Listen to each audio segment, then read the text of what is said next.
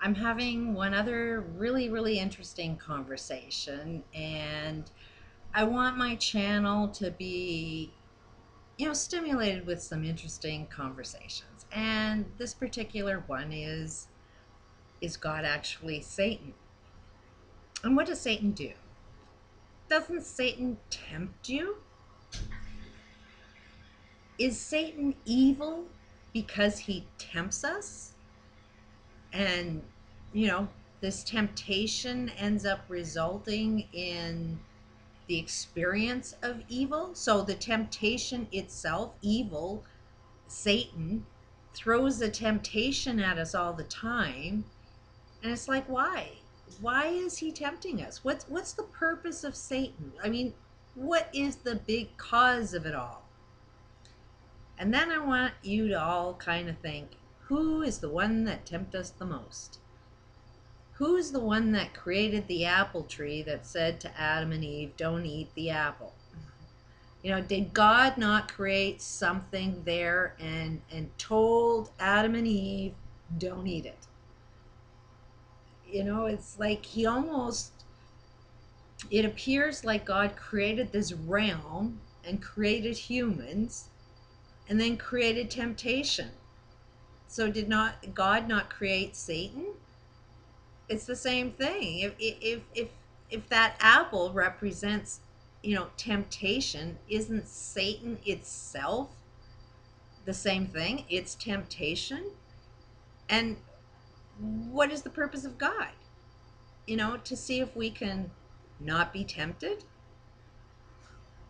You know, so who's the one that put the first temptation out there? It wasn't Satan. It sure looks like it was God and God's creation of the temptation, and then said, you have free will, use it. So it's like we all have free will. We have the free will to do anything we want to do. I see there's a lot of atheists that don't believe in free will. And it's like, okay, if you don't have free will, then what are you fighting about? Like, you don't have a choice. If somebody's doing harm to you, you got no choice. There's no free will. Just lay back and enjoy the ride. Why are you having conversations? Why are you disagreeing with anything? It is what it is. The conversation won't accomplish anything. So you're right, there is no free will. If there's no free will, then sit back and enjoy the friggin' ride. What is the purpose of you having a conversation about whether there is a free will or if there isn't free will? It seems to me if we have no free will, then what is the conversation about? What is the end goal about the conversation? So you're right. If you are right that there is no free will, then there's nothing you can do about any problems. So what's the point in even complaining about it? Like, it doesn't make any logic sense why anybody who believes that you do not have free will to actually be complaining about it. It makes no logic sense to me at all. It appears to me that people that are saying we have no free will and they're having this argument and this conversation about it want to find proof that we do have free will. That's why they're having the conversation. They're looking for somebody to show up to prove to them, yeah, you do have free will, you just don't know how to use it. And you have the free will to believe whatever it is you want to believe. If you want to believe you have no choice, then you have no choice. Because whatever you believe in is going to be what your reality is going to be about. But if you believe you have an option, then you have some power.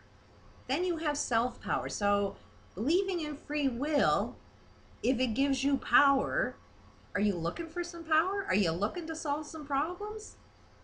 You kind of have to agree that there is such a thing as free will. You have the free will not to eat that apple. You have the free will to believe in free will.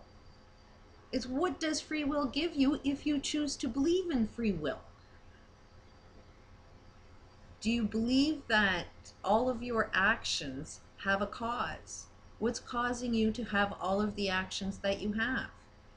If you are the cause of every action that you are experiencing, then all of the actions of everybody else also has a cause.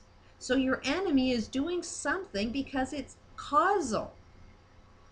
But they don't know how to use their free will either, just like you don't know how to use your free will. So we're going to judge them and condemn them like they're condemning and judging us and, doing harm to us. Like, it's all about we don't know how to use the free will. And for most part of it, every single product that you use, every service that you use, if it is marketed in any way, shape, or form, marketing is all about taking all of the psychology needed to manipulate and brainwash you into thinking you need it.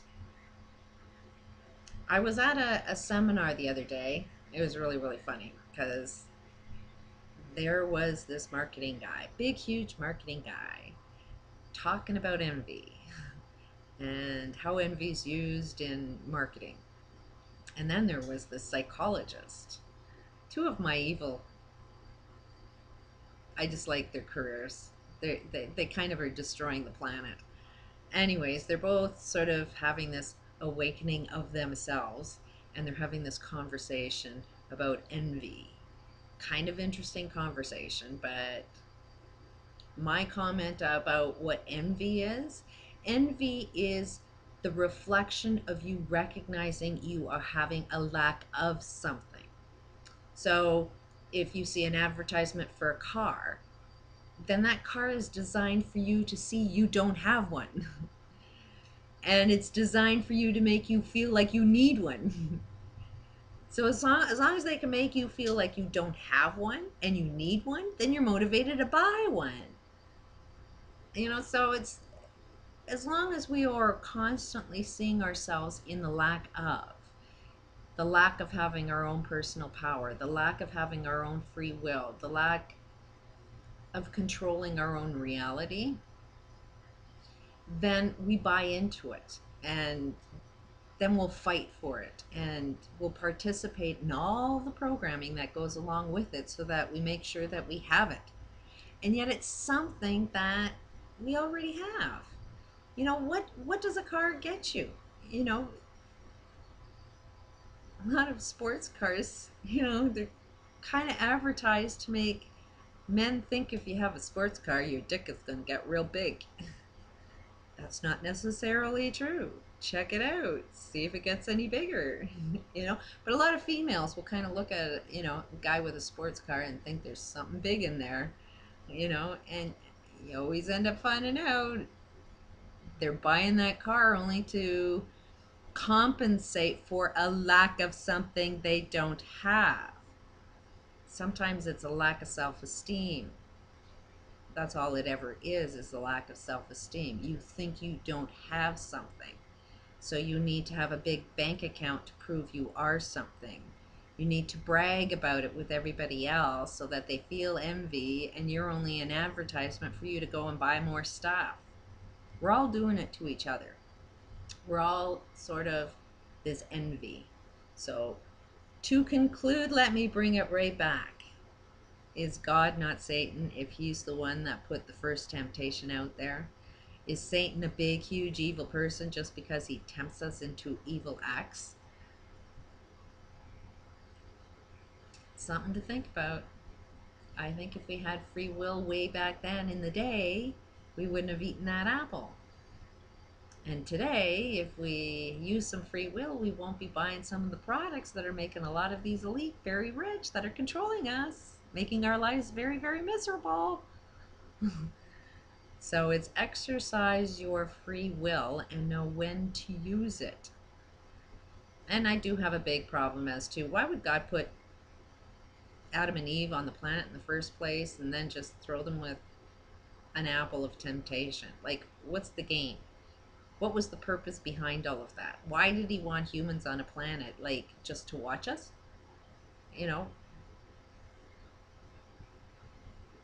There's more to that bigger picture than we're talking about. So I'm opening up the conversation.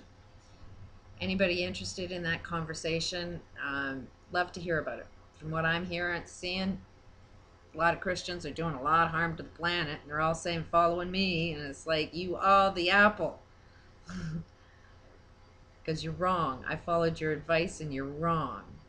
Peace out.